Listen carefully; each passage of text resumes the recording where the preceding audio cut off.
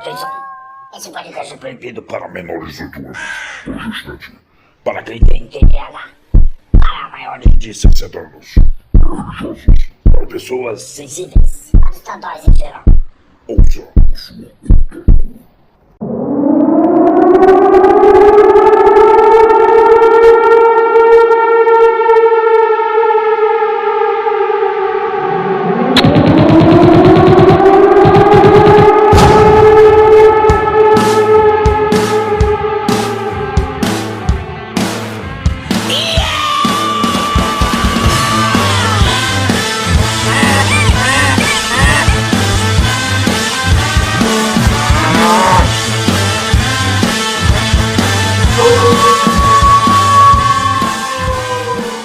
Filhos do Cabaré.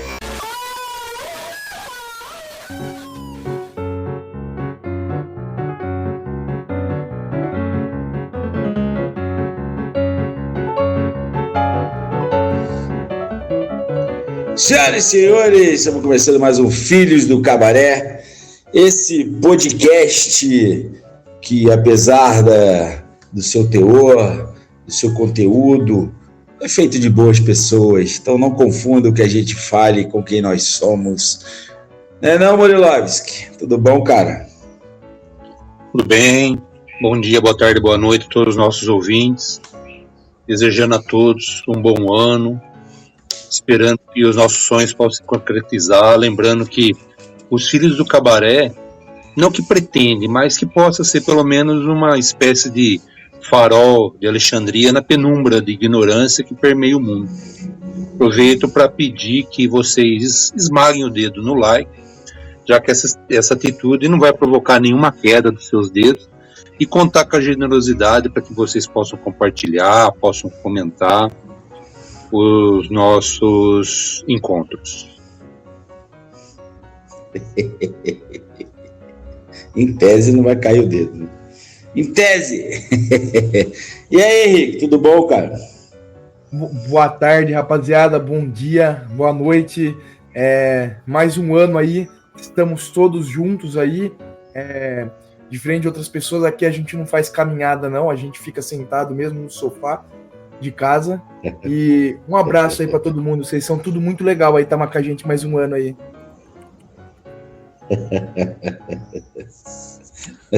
Ele ficou esse tempo que ele podia fazer, bolar, ensaiar, fazer, então ele continua a mesma coisa, né? Disléxico, bolar, eu aprendi a bolar ainda, cara. Bota bolar, né? Tu sabe bolar outras coisas. Ele vai e não troca, ele não bota na ordem, ele dá uma raiva desse caralho. Ele fala boa tarde, bom dia, boa noite. Fala, é bom dia, boa tarde, boa noite, a ordem. Fazer o quê? Fazer o quê, né, cara? E é bem lembrado, né? Mais um ano aí, terceiro ano deste podcast. Começamos aí fevereiro, né, que vai, a gente tá gravando, peraí que eu fiz merda. Ouvindo o Bruno de outro podcast. Isso vai ao ar só semana, na próxima semana vai ser fevereiro, né? Então é isso aí, já no ritmo de carnaval, todos empolgados, né? Muito, vocês viram pelo Murilo empolgadíssimo para começar mais um ano de podcast. E Murilão falou que vai comemorar o carnaval esse ano. Vai sair, né? O Murilo vai ser a rainha de bateria do bloco do Piranha das Quebradas. Aí carnaval fora de época. Aí já não fui eu que falei. Mas tu mandou escrito aqui pra falar isso. Vazou, quem quiser ver, tá aí já. Você me mandou aqui por escrito aqui, falou o Murilo disso. Eu fiz. Não era pra fazer, não? Ah, tá. Foi o que eu li aqui. Na minha juventude poderia até ser um mestre ala, mas hoje em dia já não dá mais pra essas coisas, né? Porra. Nossa idade, Murelão. Nossa idade, mano. Só se for o bloco como chama? Onde fica internado as pessoas de idade, do bloco dos... A velha guarda. É isso, a ala do asilo. Se for a ala do asilo, porque... Ué, esse lance de dar ontem, eu fui no flashback. Ei, tava dando chegou ontem. uma hora lá, chegou. Hã? Tava dando ontem esse negócio de dar. Que dá, rapaz, tá maluco? Quem que falou em dar? Você falou. Que falei o que, animal? Falei que ontem eu tava no flashback. É que você pratica tanto isso que acha que todo mundo é igual a você, né? Não. Que todo mundo libera o brioco aí, ó. Volta o replay aí. Quem viu aí, volta o replay, ó. Ele falou, falando em dar. Foi dar no flashback. Eu falei, puta que pariu. Aí, Murilão, dorme com barulho desse aí, Murilão. Pois é, né? Ano novo, banana velha.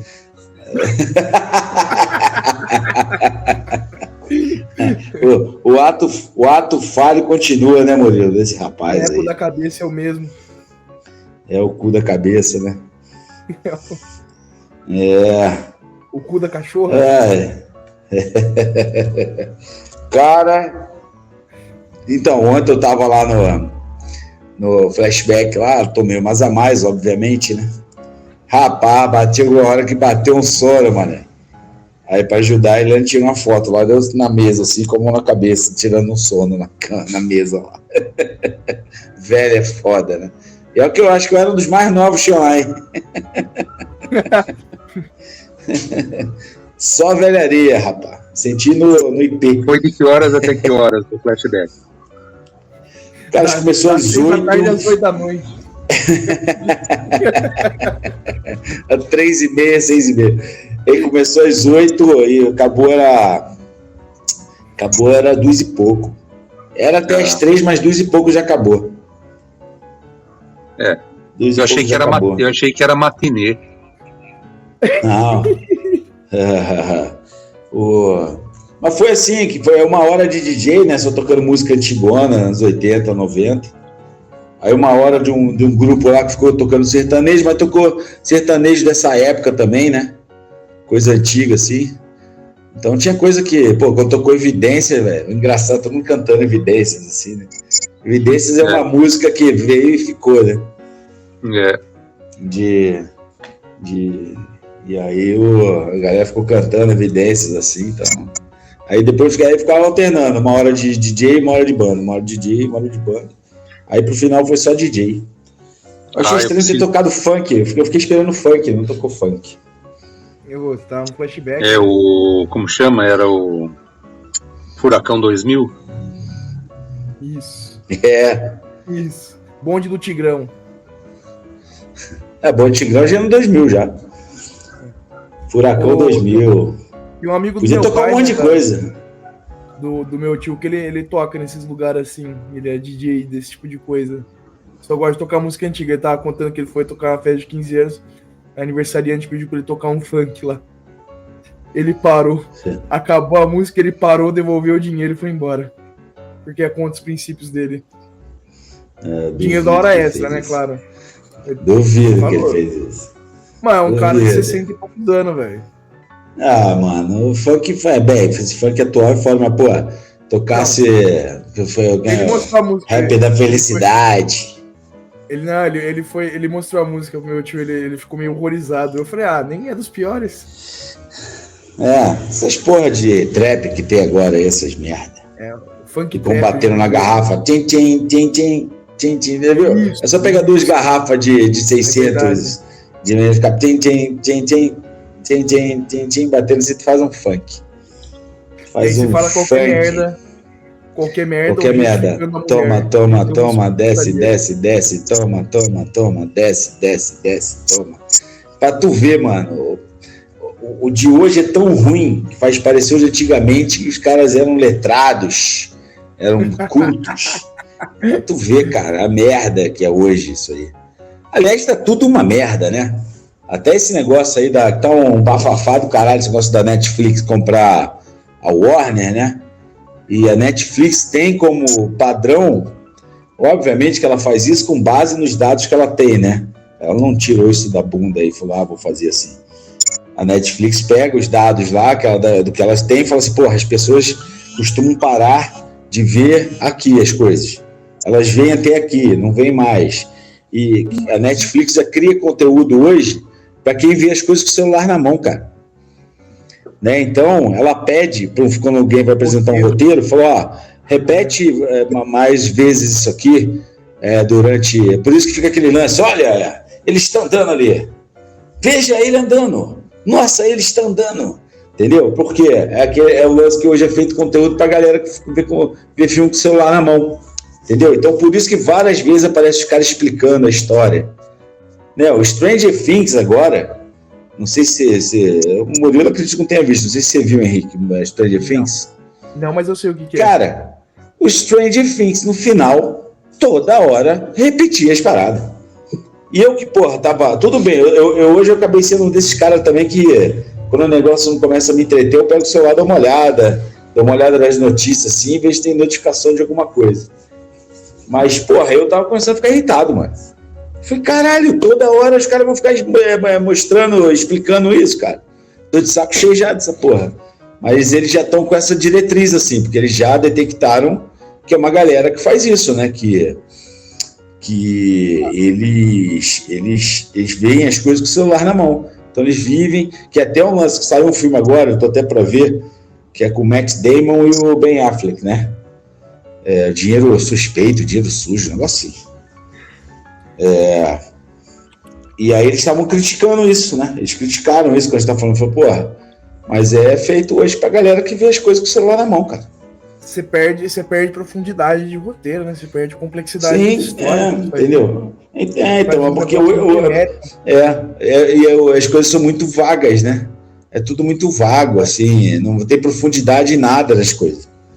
Entendeu? Filmes que tem profundidade em alguma coisa, tu vai na sala, o cinema tá vazio. Entendeu? Tem um monte de indicação para prêmio. Leva um monte de prêmio, mas, porra, ninguém viu a porra do filme. Esse aí é o filme que na sala de cinema tá vazio e os caras que vai pro... Não é os caras que não bate palma depois que acaba o filme. Eu posso ser burro, mas isso eu não faço.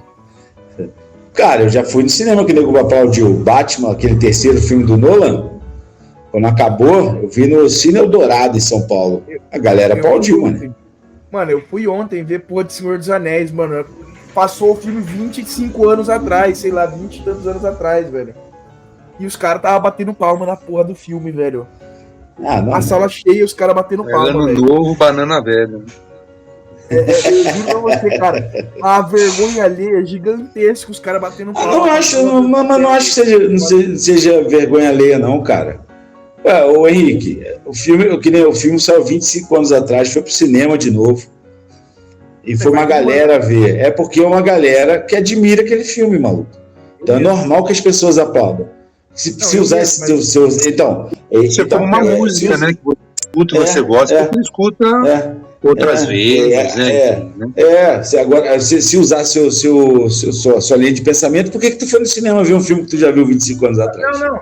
Eu não tô falando assim, o problema é bater palma, o problema não é gostar. Eu gosto muito do filme, inclusive eu vou no cinema todo ano que os caras for colocar no cinema, eu vou assistir. Meu problema é assim, você bate palma quando você assiste o filme no celular da sua casa, na sua casa, deitado no sofá, assistindo o celular na TV. Você bate palma também na hora que acaba o filme? Você tá batendo palma. Mas esse lance de bater palma não é uma coisa individual, né? É uma coisa coletiva que se torna, né? É uma euforia, todo mundo vai sendo levado a bater palmas. Todo mundo tá ali naquele ambiente assim que fala, pô, preciso bater palma pra isso. Não, o final, você tinha de Senhor dos Anéis, o terceiro filme que foi que eu vi ontem, você tem que estar chorando, não batendo palma. É uma bosta. Já acabou aquilo lá? Começou 25 anos atrás, já acabou a versão estendida dessa merda? Acabou ontem. Chato pra caralho isso aí. Filme chato. Cara, acho que eu vi uma vez só, nunca mais, mano. Nunca mais vi essa bosta. Muito bom. Muito merda isso, sim. Coisas intrínsecas, maravilhosas.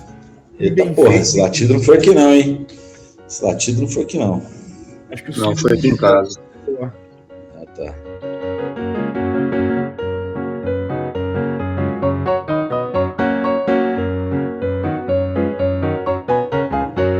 Rapaziada, é o seguinte, hoje a gente vai falar sobre uma coisa que veio à tona hoje em dia, já tem algum tempo, né? Mas eu começo a falar e passo um corno ouvindo música merda, né? É sempre assim. Daqui a pouco passa um cara de moto. Então, a gente já falou sobre um tema que está muito em voga, que é isso, que é a questão de que você ataca a obra de uma pessoa porque você não gosta da pessoa. Por que eu estou falando isso? Eu estou falando isso, falei que ia passar a moto, eu estou falando isso por conta do Wagner Moura, né? Ano passado foi a Fernanda Torres, foi até o lance do Walter Salles, lá, que é o diretor do Ainda Estou Aqui, que é um dos donos da família dele, é dono do Banco Itaú, dentre outras coisas.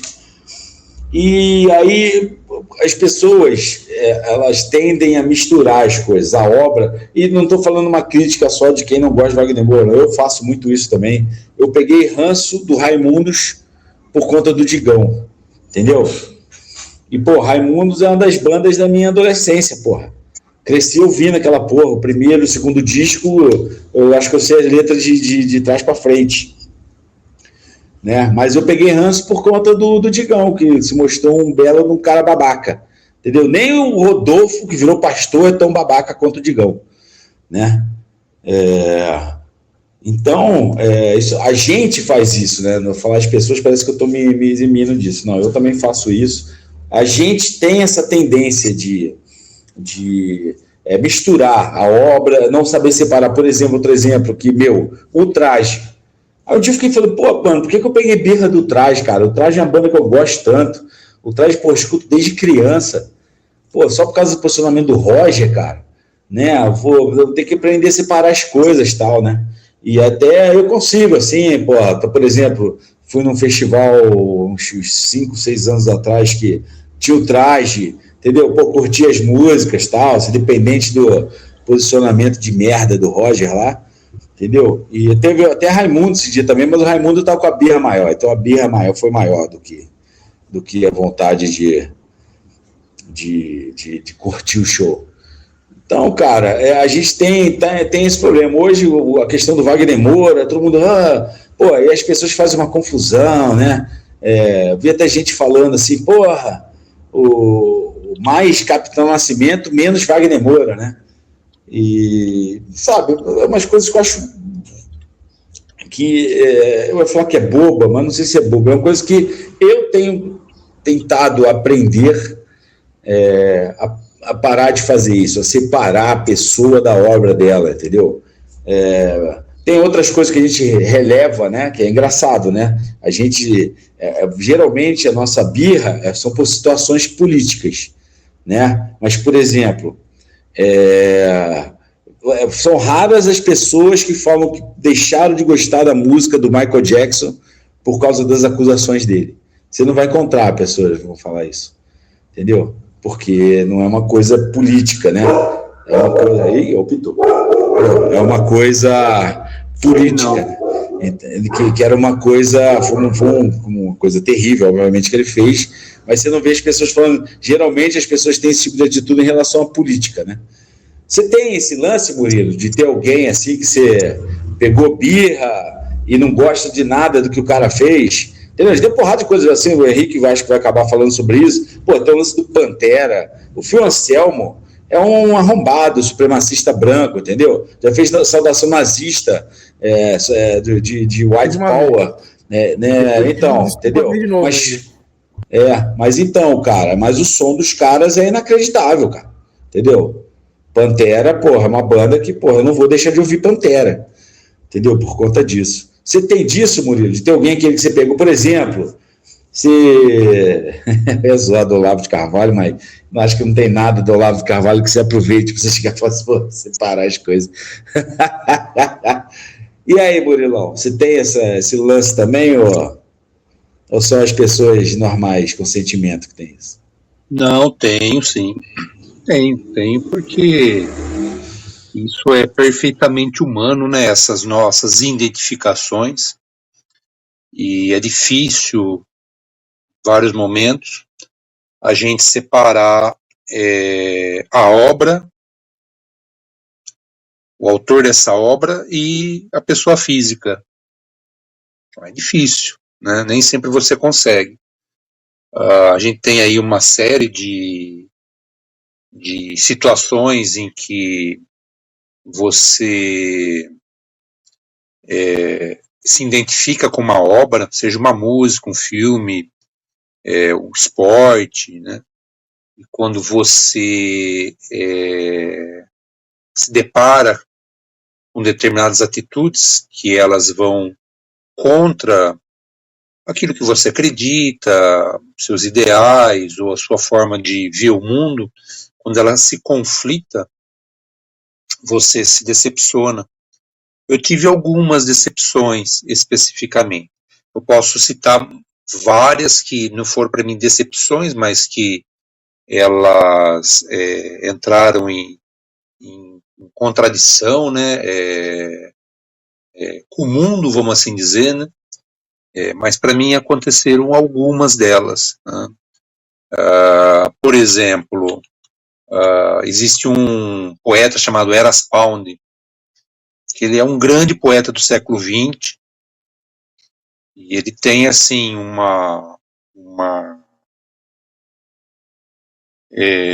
trabalho poético fantástico. E ele se identificou com o fascismo. Inclusive, ele era norte-americano, foi para a Europa, viveu na Itália, e ele acabou fazendo uma série de discursos na rádio, naquele período, a favor do fascismo, defendendo Mussolini. E depois ele, inclusive, foi preso, né, quando os aliados chegaram na Itália, prenderam, levaram ele para os Estados Unidos, mas ele, assim, foram bem cruéis com ele, sabe? Prenderam no que eles chamavam de jaula do gorila. Ele ficou por dias preso nela, depois levaram para os Estados Unidos e ele foi identificado com uma doença mental e prenderam ele num hospital psiquiátrico, ficou muitos anos nesse hospital psiquiátrico, depois ele teve alta, ele voltou depois para a Itália. E ele fez uma série de defesas a seu favor, dizendo que nunca ele foi a favor do fascismo, que ele falava de forma teórica, enfim. Ele tentou se defender de alguma forma, mas ele não conseguiu, porque tinha, né, as gravações dele, enfim. Então, para mim, assim, foi uma decepção bastante grande quando eu soube disso. Um outro, na mesma forma que me deixou bastante decepcionado, foi o Borges. Jorge Luiz Borges, que é um escritor argentino, né, está entre os grandes escritores do século XX, uma obra literária muito extensa. Eu não conheço toda ela, obviamente, mas eu li alguns contos dele, li 2 livros, um deles é O Mundo dos Sonhos. Eu fiquei muito decepcionado quando eu soube que ele era um cara racista, né, porque um cara com uma compreensão do mundo, né, como a dele, carregar uma opinião ou um sentimento tão mesquinho como esse, né, que é o preconceito contra as pessoas, que, diga-se passagem, todos nós de alguma forma temos, né, mas para mim foi muito decepcionante. Um outro caso mais atual foi o Lobão. Eu fiquei muito decepcionado com ele, porque eu gostei muito das músicas dele. Uma vez ele veio aqui na cidade, eu vi ele no centro da cidade, ele veio fazer um show, eu não assisti o show, eu era adolescente, e ele passou na Praça Central, eu estava por ali, vi ele acenou e tal, e eu tinha, assim, eu gostava muito das músicas dele, acho ele ainda, né, um bom compositor, uma pessoa muito, inclusive ele ficou preso por causa de drogas, né, foi um usuário de drogas, inclusive. Depois ele teve atitudes que eu achei atitudes assim que não condiziam, inclusive, com a própria história de vida dele, né, que se conflitavam, inclusive essa questão envolvendo até o Olavo de Carvalho, né, e dentro dessa linha de raciocínio, eu posso citar uma outra pessoa que eu conheço muito pouco a obra dele, quase nada, mas eu já li sobre ele, li a história dele, que é o Martin Heidegger. Ele foi um dos grandes filósofos alemães do século XX.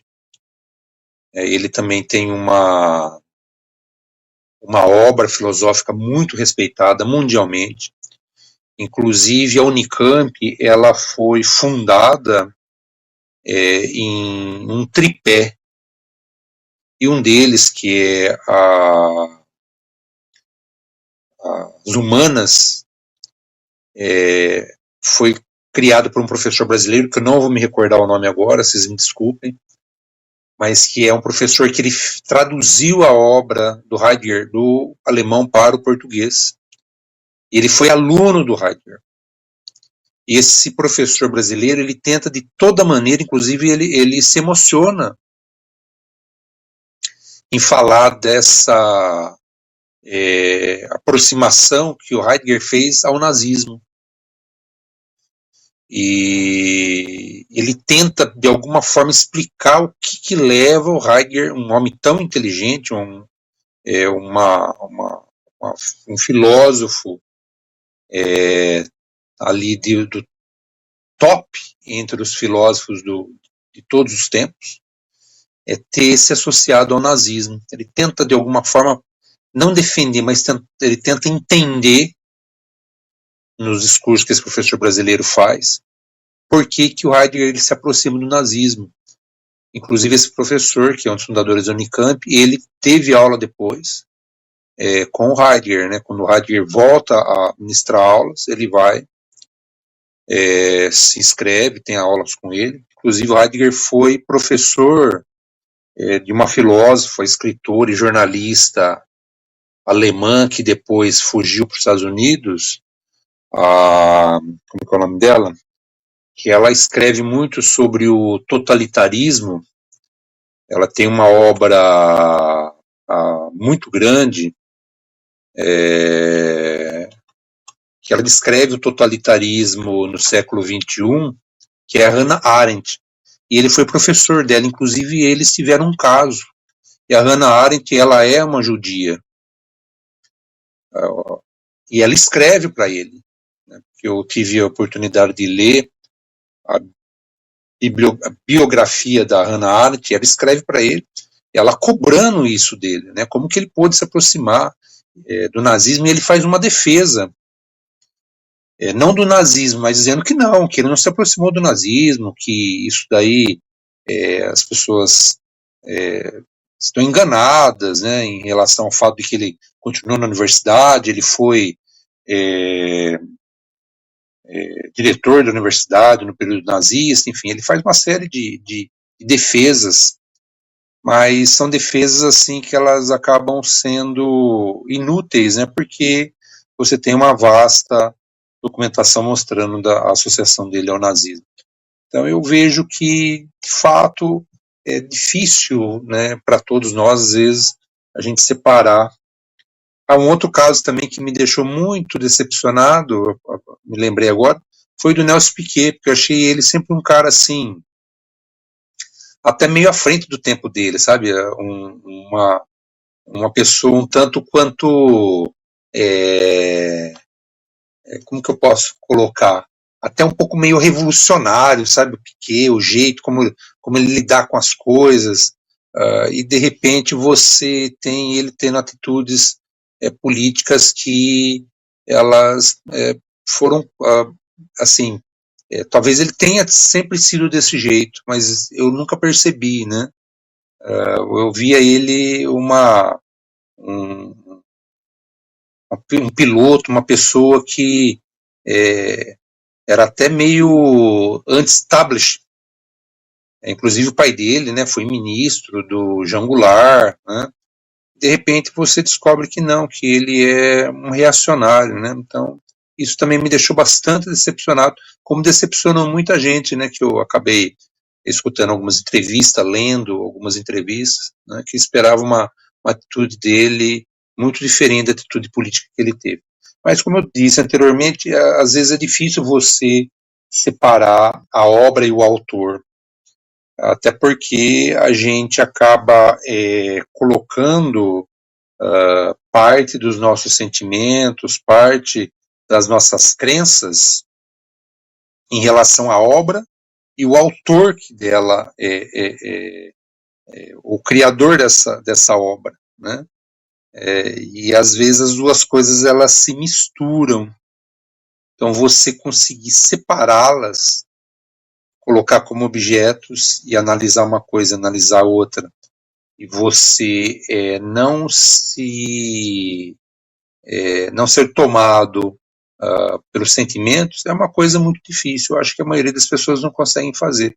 E o Brasil, como tem se destacado nesses últimos anos, né, no cinema, o Brasil sempre teve, né, bons autores, bons roteiristas, bons diretores, bons atrizes e atores. Contudo, acho que a gente encontrou talvez um caminho de fazer essa grande arte que é o cinema, e que está fazendo com que o mundo veja o Brasil sobre um outro prisma, né? O Brasil sempre foi muito bom nas telenovelas, né? Se você pega aí, por exemplo, a Escravizaura, para quem é mais jovem talvez não saiba, foi uma novela que ela foi vendida para mais de 100 países, né?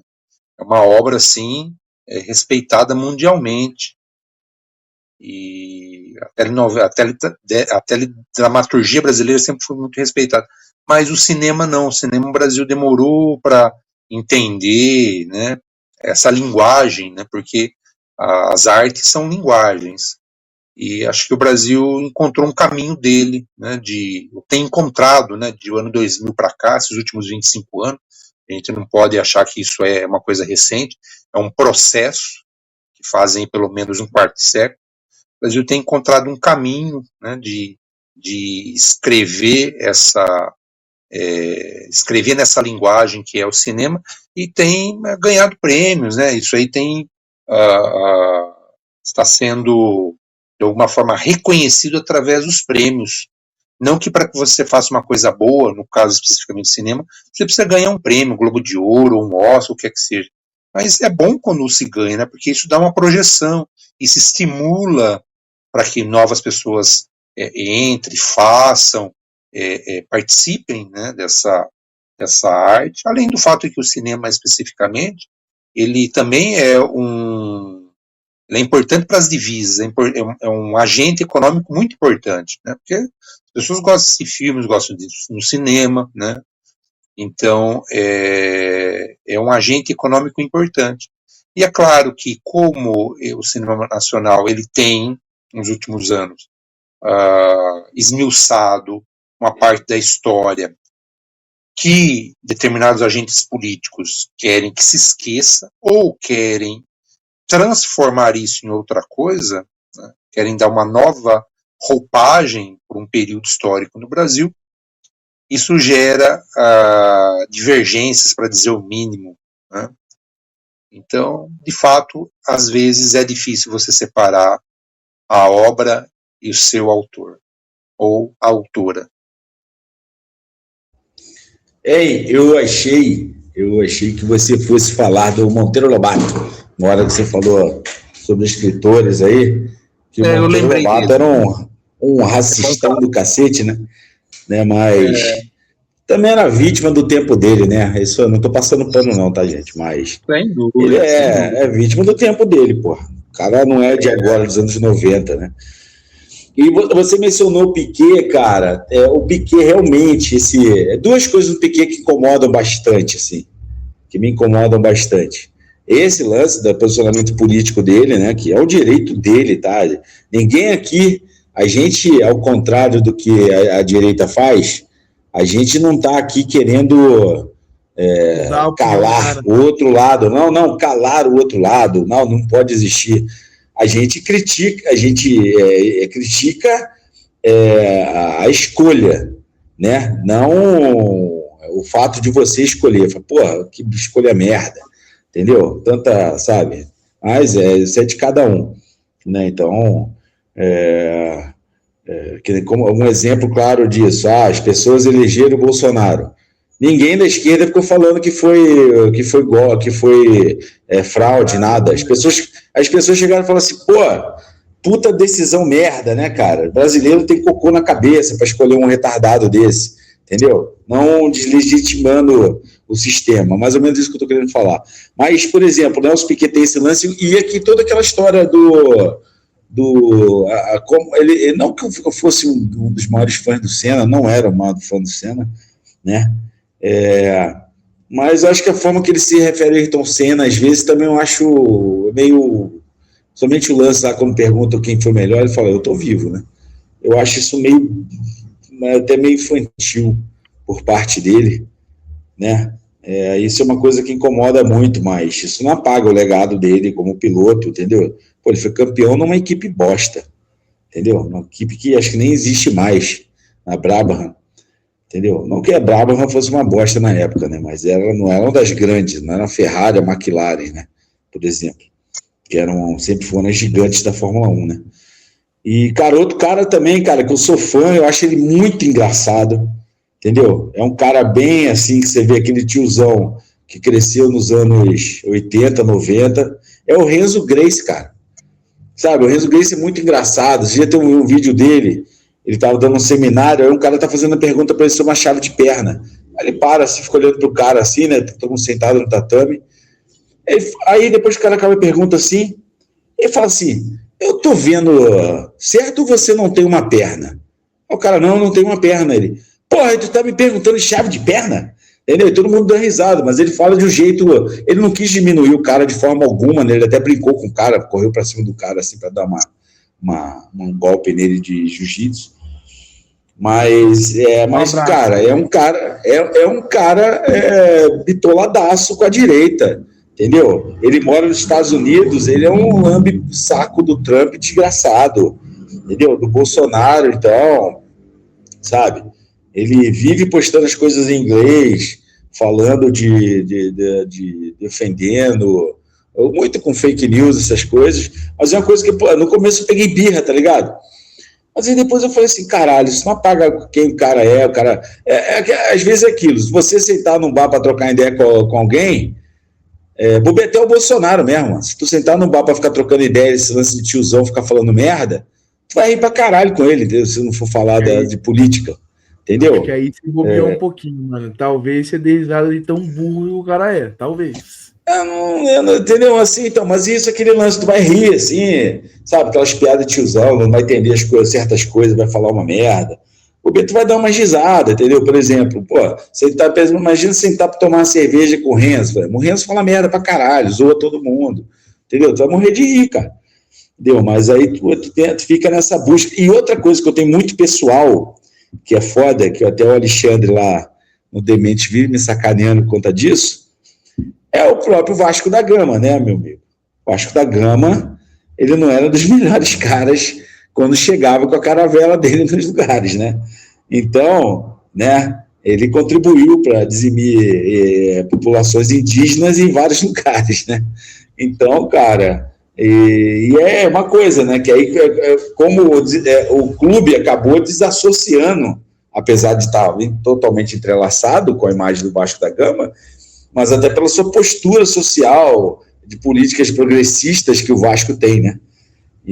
Mas isso é uma coisa que eu fico assim, falo, pô, filha da puta, né? Podia ser, esse cara tinha que ser um filho da puta de um navegador, mas também aquilo era coisa não tinha como, acho que não tinha, devia ter, mas deviam ser muito poucos, humanistas, né? Causa humanitária naquela época, né? Acho que isso não rolava tanto, né? Todo mundo queria só saber de expandir, de riqueza e tudo mais. Mas você, Henrique, quem que você tem esse lance como é que eu vou falar? Essa contradição entre a pessoa e a obra dela, de você ter isso assim, falar, porra, eu gosto tanto do que o cara faz, mas esse cara é um pau no cu do caralho. Cara, tem alguém, mano? Cara, por incrível que pareça, eu sou uma pessoa que consegue separar as coisas. Às vezes eu acho até meio errado, né? Eu fico me perguntando, eu já discuti isso uma vez já conversei isso uma vez com o André, né, amigo nosso aí, que já participou do podcast. Já tive essa conversa com ele uma vez. Às vezes o homem de Capivari. Rafar, né? Ele é de Rafar, da região de Capivari. Rafar. Rafar. Eu imagino ele falando Rafar. Sei lá, cara, eu consigo fazer essa distinção, às vezes eu me sinto mal por causa disso. Assim, será que eu tô certo em fazer essa porra dessa distinção? E aí, acho que o primeiro nome que sempre vem na minha cabeça realmente é o Phil Anselmo, que você já citou, né? E aí, enquanto vocês estavam falando aí, eu tava lembrando. Não que eu goste muito do cara, nem da banda dele, mas ele é, hoje em dia, uma das bandas de rock barra metal mais moderna, assim, que é a maior banda que tem. Tudo que o cara lança faz sucesso, dentro do nicho, óbvio. É o Ronnie Radke, vocalista do Falling Reverse. O cara, todo mundo fica xingando o cara, falando merda do cara. Ele tem umas opiniões muito controversas, ele tem umas opiniões que eu concordo às vezes com o que ele fala, né? Sobre diversas coisas, mas é um cara que já foi preso, ele já teve diversas polêmicas, os caralho, ele tem umas opiniões bostas de extrema direita também, mas eu foco mais nas opiniões dele sobre música. E tem muita coisa que, tipo assim, os caras vão atacar ele e ele simplesmente fala assim, mano, beleza. Mas aí, quando a sua música, a sua banda lançar uma música que fizer sucesso de verdade, você vem falar comigo. E é um puta de um cara babaca. Isso é babaca, isso aí. Mas o cara se justifica, tá ligado? O cara consegue se justificar as merdas que ele fala com o tamanho e a proporção que a banda dele tomou, tá ligado? O cara faz headline de um festival enorme. E é uma banda com um som... Não é do meu gosto, né? Não é uma coisa que eu ouço assim diariamente, eu ouço uma música ou outra, mas é que tem uma proporção que os caras headline de festival gigantesco.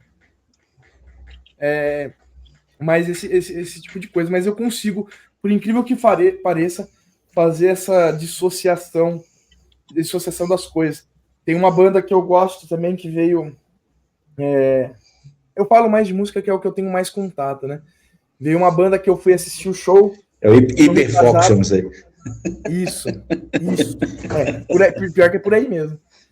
A banda que veio no final de 2024. Ia vir ela com a banda que eu mais gosto. A banda que eu mais gosto cancelou, porque o vocalista estava começando a parar de tomar antidepressivo. Acho que talvez isso também seja uma das coisas que eu posso falar, que é a banda que eu mais gosto, que é um cara que a banda em si não é uma banda que tem problema, não tem polêmica. Tirando o primeiro álbum dos caras, que eles fizeram um álbum inteiro meio que contando a história do Jack Stripador, que isso aí é um pouquinho controverso também, mas faz parte da música, contação de história. Mas essa outra banda que ia vir, antes dos caras virem, acho que uns 2 meses depois antes dos caras virem, o vocalista principal da banda tinha sido cancelado por fazer umas declarações.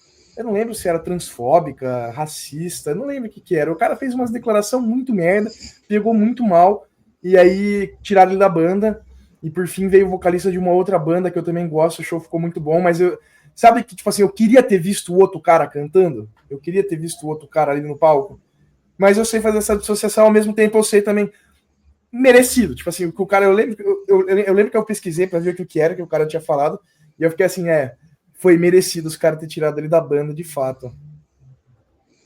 A banda, no caso, tá em Arts Murder, o vocalista era o CJ McMahon. Nem sei se ele entrou numa banda depois disso. Tem outra banda também. Eu acho que o som deve ser uma merda disso aí. Tu falando que gosta. É deathcore. É deathcore. Emo gritando com guitarra distorcida. Só gritando. Aí tem uma outra banda que eu fui também em 2019, que o vocalista tinha recém saído da prisão, que ele tinha o Wesley Dye, né, o vocalista o Tim Lambesis, ele tinha sido preso porque ele tentou contratar um assassino de aluguel para mandar matar a esposa dele. Caralho. Aí ele foi solto. Caralho. E por conta de abuso de esteroide. Você acredita? Não sei se só por causa disso, mas um dos motivos é esse, tipo assim, é um cara muito da paz que do nada tá muito maluco das ideias. Mas essa porra mexe com a química do corpo, né, mano? Verdade. Não, mexe de verdade. Todos os caras que falam, todos os caras que tomam falam isso aí. E aí ele foi, tipo assim, a história é meio que assim, ele perguntou pra um cara na academia se o cara conhecia algum assassino de aluguel que ele tava querendo mandar matar a esposa dele na época. E aí foi preso. Foi preso sem muita defesa. Ele ficou, acho que, uns 6 anos preso e depois foi solto uns 2 anos antes por bom comportamento. Ele conseguiu voltar com a banda. Ele conseguiu voltar com a banda, tipo assim, ele juntou os mesmos caras, fizeram um álbum, fizeram uma turnê mundial, e aí, tipo assim, os caras foi saindo da banda, e os caras falou, tipo, os caras fizeram um vídeo, quando os caras foi se juntar de novo, que eles lançaram um teaser do primeiro single do álbum, eles lançaram, e o álbum fala muito sobre isso, sobre esse processo de você ser preso, entender o seu erro, arcar com as consequências do seu erro. O álbum fala muito sobre isso. Sobre ele ter se redefinido, né, ao longo do tempo que ele ficou preso, pensado muito nas coisas, em como ele era. E aí os caras fazem um vídeo, os caras detonam ele, os caras da banda, que eles se juntam, sentam assim numa mesa para falar como que aconteceu o retorno da banda, e os caras detonam, falam assim, mano, era um cara que era impossível de ter diálogo com ele, qualquer coisa que qualquer faísca virava um vulcão, né? Ele fazia disso um vulcão, então era uma bosta. E aí os caras tentam fazer esse vídeo, que eu achei muito legal também, né? Meio que tipo uma justificativa ali, para os caras terem voltado. Mas aí depois também os caras se separou, porque cada um já tinha um projeto próprio que estava fazendo, aí começou a ter divergência criativa, mas nenhum deles pegou e virou e falou assim, não, o cara voltou a ser aquele babaca que ele era antes dele ser preso. Ô Murilão, tu já se imaginou? Tu se imaginou já no Sergião lá, puxando um supino? De repente veio um maluco assim e falou, ô Murilo, você conhece algum matador aí de aluguel? Tô querendo matar minha esposa. Olha, eu vou falar o seguinte, lá no Sergião eu já escutei muita coisa do Arco da Velha, mas nesse nível não chegou. Você está lá no meio da série, cara. Ô, mano, você conhece algum matador de aluguel aí? O cara tá te ajudando, ele já cheguei no caso do cara até querer ver a ex-morta, mas assim, não chegar ao ponto e falar, viu, você conhece algum matador? Tipo, assuntos para se conversar na academia, né? Tipo, olha a calça daquela ali. Você conhece algum matador de aluguel? A calça daquela ali não, pô, aí já é demais, é muito assédio. Não, o homem que é homem olha e fala, não fala pra ela, mas fala assim, nossa senhora, hein? Tu viu aquela ali, rapaz? Dá uma olhada quando ela agacha.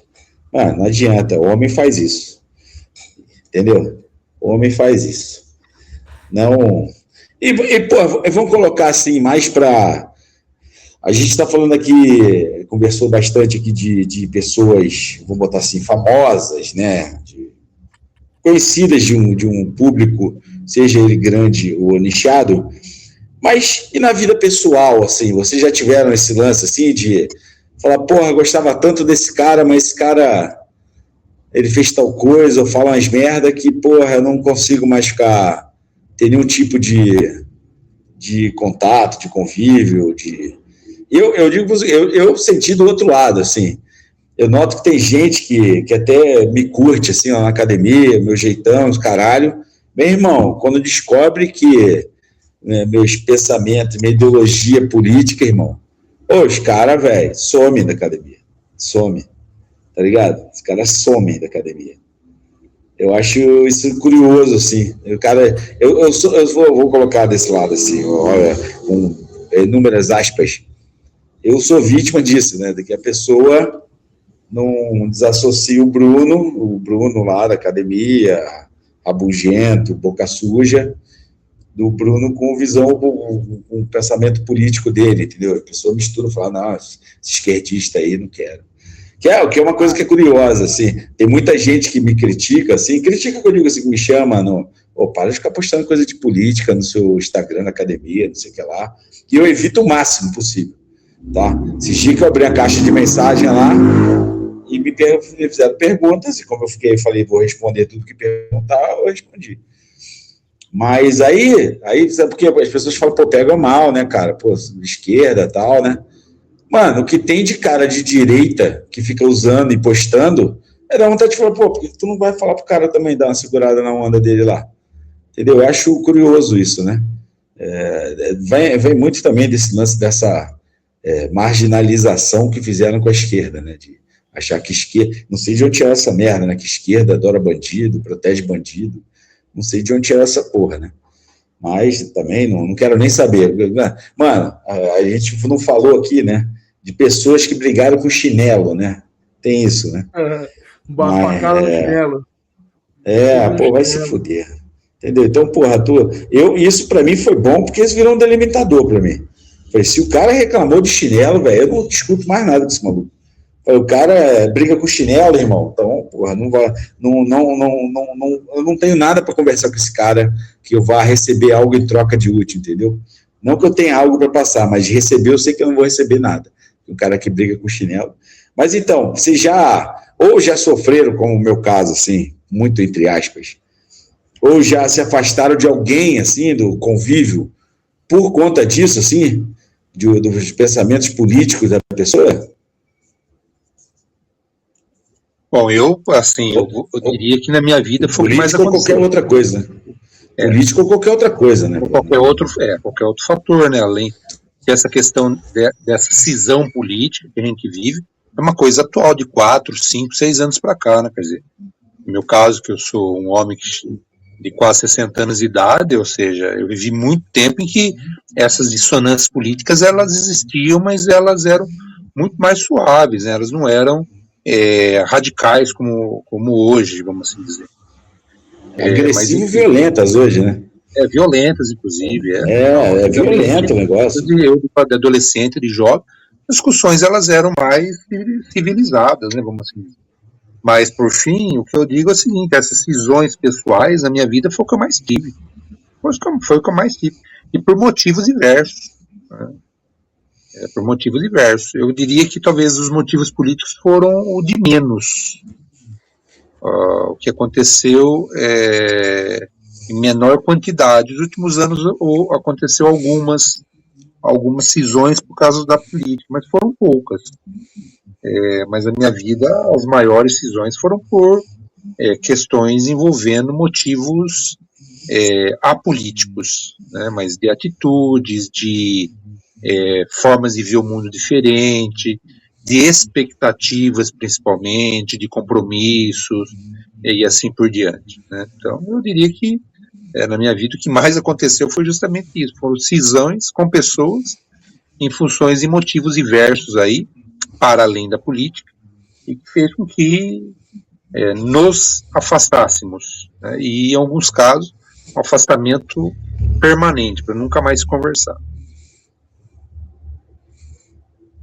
O que aconteceu, você, Henrique, eu não sei não se alguém que você passou, porque eu não tenho, eu acho que eu nem chego no ponto de ter uma relação profunda o suficiente para falar assim, pô, me afastei da pessoa nesse ponto, assim, a pessoa agora se afastou por causa disso. Eu acho que eu não chego a ter um relacionamento aprofundado a esse ponto, né? Tanto que a maior parte dos meus amigos próximos são os mesmos amigos que eu tenho desde sempre, e é isso. As outras pessoas que eu tinha amizade, assim, na época de escola e tal, é muito natural, assim. Eu não sou a pessoa que fica puxando conversa, que fica falando, eu não posto muitas coisas online, não vou atrás das pessoas também. Então acho que comigo, assim, por si só, acho que não. Mas já eu acho que eu tenho um problema muito sério com pessoa muito burra. Eu não digo ignorante, eu digo burra mesmo. No caso, bolsonaristas, no geral, né? A pessoa ela é bolsonarista, de um negócio que eu fico assim, nossa, velho, tudo bem, eu até tento fazer um esforço pra, tipo assim, não deixar de falar com a pessoa 100%, mas eu fico com o pé atrás, tipo assim, nossa, que preguiça de falar com esse cara, velho. Nesse sentido. E eu só falo assim, em situações obrigatórias, tipo assim, eu trabalho na academia, então eu sou obrigado a falar com todo tipo de pessoa, né? Então fica mais nesse quesito, assim, puta, que preguiça, mas eu sou político o suficiente para não deixar não deixar de ser uma pessoa normal com essa pessoa. Não sou um babaca, não digo também que eu sou gente boa, porque eu não sei se dá para me chamar de gente boa, mas eu falo que eu não sou um babaca com a pessoa só, né? É só isso. Eu evito falar o máximo possível. Uma coisa que eu tenho que mudar em mim, cara, que é beira o preconceito mesmo, né? Cara, playboy evangélico, cara, eu tenho que aprender a... Não, mas não, mas aí... Não, mas sabe o que é foda? Mas eu já parto do princípio, eu já coloco todo mundo dentro de uma caixinha só, tá ligado? Isso é errado, pô. Às vezes tem cara que é playboy e é gente boa, tá ligado? Tem mas lá... É estereótipo, né, cara? Entendeu? Então, mas é isso que eu tô te falando. Estereótipo é errado. É igual evangélico também. Porra, tem cara que é evangélico, mano. A gente zoou aqui o nosso querido terraplanista. Ele é evangélico. Mano, mas vai... Não, mas deixa eu só te falar uma parada. Apesar dessa ideia maluca dele do terraplanismo, mano, conversa com ele sobre igreja evangélica. Não, então, conversa com ele sobre igreja evangélica, mano. O cara foi anos de igreja. O conhecimento o cara tem por dentro da igreja, que ele fala não, gordo, na igreja os caras fazem isso, eu acho absurdo.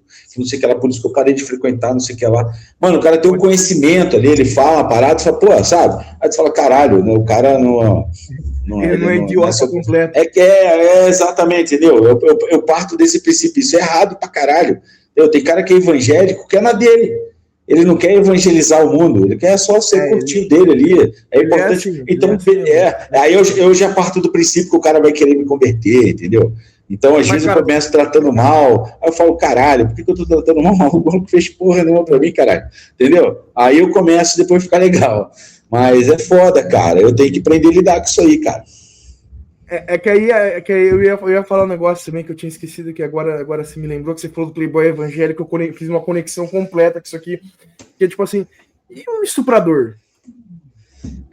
Por exemplo, você sentaria numa mesa de bar para trocar ideia com um estuprador? Caralho, hein? Essa pergunta é foda, hein, Henrique? Então, pergunta capciosa, né? Porque, pô, vamos supor se não. Não, peraí, mas espera aí, vamos em partes aqui, como diria o já mencionado Jack Stripador nesse episódio. Cara, vamos supor que tenha sido um amigo seu, assim, de infância, que cometeu essa porra. Cumpriu a pena dele e tá solto. Você sentaria para trocar ideia com ele? Ou você... Sendo meu amigo, eu ia ficar com mais nojo de mim ainda por não ter percebido isso num amigo meu. Mas, caralho, como é que tu percebe isso com o cara estuprador? Pois não sei, cara. Você não percebe isso, cara. Tá ligado? Eu tava conversando outro dia falando que estuprador tem tudo estereótipo de deixar só o bigode, tá ligado? O bigode grossão. Sabe o que é o lance? Que tem uma coisa, tem o fato do cara ter cometido um estupro e o cara ser estuprador, né? São diferentes. Estuprador é um cara que vive estuprando as pessoas. Agora, ter cometido um estupro, às vezes pode ter tido uma situação com alguém, que estupro agora não tem essa só de ser sexo vaginal com mulher, pode ser qualquer tipo de sexo forçado, inclusive do mesmo sexo, né? Ou seja, entre homens ou mulheres, estuprar um homem. Mas aí pode ter sido aquilo ali, uma situação, o cara foi levado, ele não tinha intenção, só que ele... É aquela velha história de que a mulher fala não... Mas só que tem muitas vezes a mulher tá falando não, querendo falar sim, só fala aquele não, e às vezes a mulher falou não mesmo, e o cara achou que ela estava fazendo só um doce. Tem várias coisas assim que estão em torno disso, antes da gente chegar e pá, dar um carimbão no cara, assim, falar estuprador. Então é foda, mas essa pergunta é pica, tá? Essa pergunta é foda, hein? Então, eu responderia ela da seguinte forma: se eu soubesse de antemão, eu nem iria para sentar com o cara para conversar. Se eu soubesse durante a conversa, eu vagarosamente ia arranjando uma desculpa e caía fora. Mas então, independente da situação, Murilo, da situação que ocorreu, de repente o cara não fez, só foi acusado daquilo. Aí é uma pergunta... Que tem a diferença entre o cara fazer, né, e o cara ser juiz. Então, mas aí você tem que passar por isso. Porque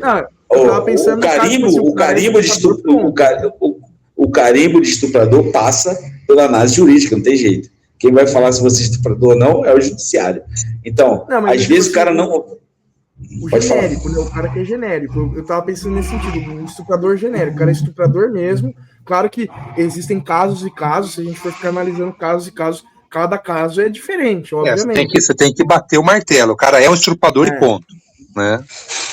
O cara é um estuprador e ponto. Era isso que eu tava pensando. Como eu falei, se eu Isso aí soubesse foda, de hein? antemão, eu nem iria, nem sentaria com o cara. Se eu soubesse durante a conversa, eu ia tal, Por isso que né, você é advogado vagarosamente, foda, cara. pegava e saía fora, sabe, assim, tá, me despedia, até logo, tal, tá bom, tal. É logo. Simplesmente porque eu não ia querer a minha imagem junto com um cara que teve uma condenação por causa do grupo, simples desse jeito, entendeu? Então vamos lá, Murilo, dentro disso aí, da condenação.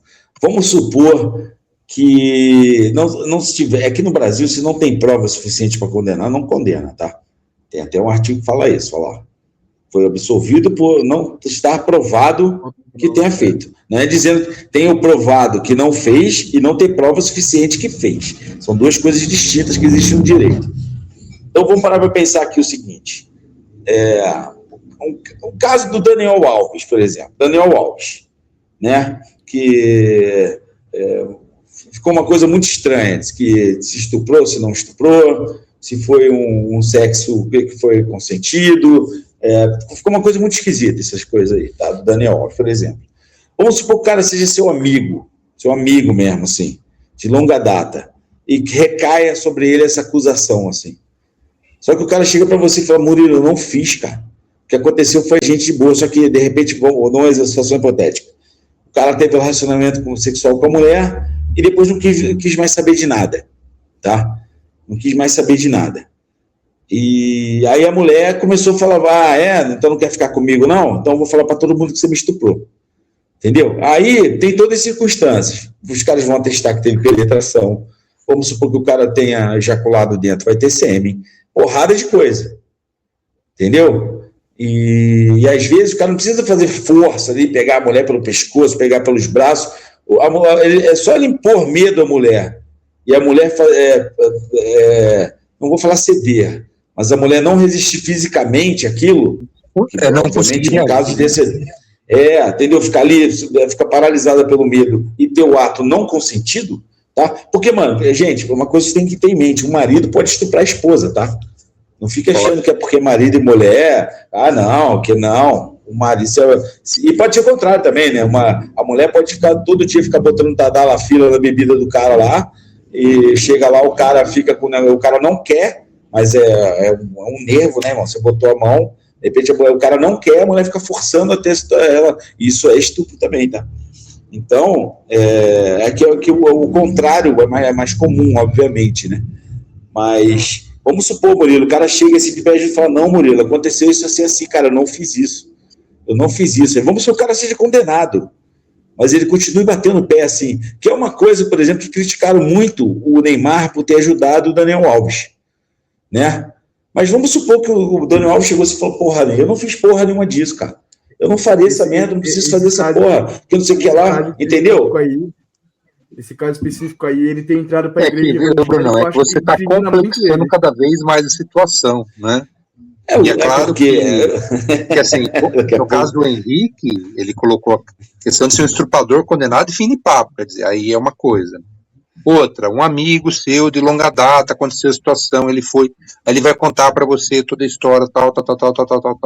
Eu, como amigo dele, eu vou dizer o seguinte, olha, fulano, eu até posso acreditar em você, ou melhor, eu até posso escutar o que você está me dizendo, mas você há de convir comigo que é difícil acreditar.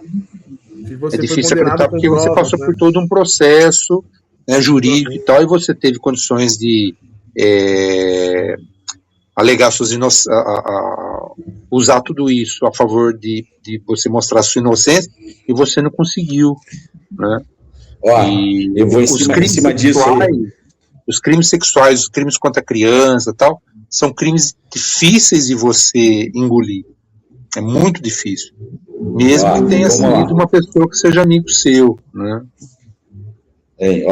Vou passar um dever de casa para vocês dois, então. E depois nem precisa ser no podcast, se for no podcast, beleza, naquela parte inicial que a gente conversa sobre outras coisas, mas um dever de casa para vocês dois, disso aí que vocês colocaram dentro dessa última fala do Murilo. Eu não sei se vocês já viram, mas vejam um filme chamado A Vida de David Gale. Gale é G-A-L-E. A Vida de David Gale. Vejam esse filme e depois a gente conversa. Entendeu? É porque conta disso, que o Murilo falou, não, você foi condenado, papapá, é porque fez, vamos colocar assim. E aí vocês vão ver que existem muitas coisas que é difícil explicar. E aí a explicação mais óbvia, o mais óbvio é o que impera, só que não é o que aconteceu. Veja esse filme. Vamos embora, rapaz, com essa dica, vamos fechar. Também ela é falha, né? Muito. Saiu uma notícia ontem que um jovem americano foi inocentado 70 anos depois dele ter sido condenado à morte. Entendeu? 70 anos depois que ele foi executado da pena de morte, isso aí provaram que ele não tinha feito. Então, por isso que eu sou contra. E outra, veja a vida de David Gale. Veja a vida de David Gale. Fala tudo sobre isso. A vida do cara, né? Como é que você devolve? Entendeu? Não, o cara morreu, Henrique. 70 anos depois que ele foi executado, tá? 70 anos depois que ele foi executado, foi provado que ele não fez, tá? Então, vejam a vida de David Gale. Então é dentro também a justiça falha. E simbolicamente só, né? Porque a vida não traz o legado do cara, né? Porque já era, né? Não tem o que fazer. Rapaziada, vambora? Vamos lá. Valeu, rapaziada. Um abraço, boa semana pra todos. Até semana que vem. Tchau.